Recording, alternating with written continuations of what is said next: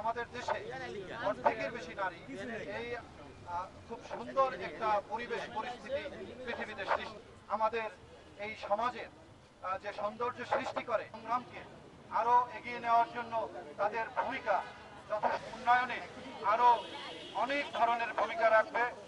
সুন্দর নারী পুরুষ পাশাপাশি থেকে বাংলাদেশকে বৈষম্য ওটা পিছিয়ে দিয়ে দেন, ওটা পিছনে ছেলেদের কাছে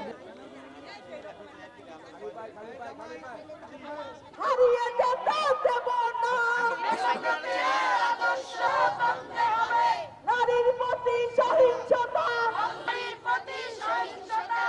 রোকেয়া দিবস, রোকেয়া দিবসের সংগঠন সদস্য কর্মী সহ আপনারা যারা উনি যে স্বপ্ন দেখেছিলেন নারীদেরকে নিয়ে সেই স্বপ্ন এখনো বাস্তবায়িত হয়নি।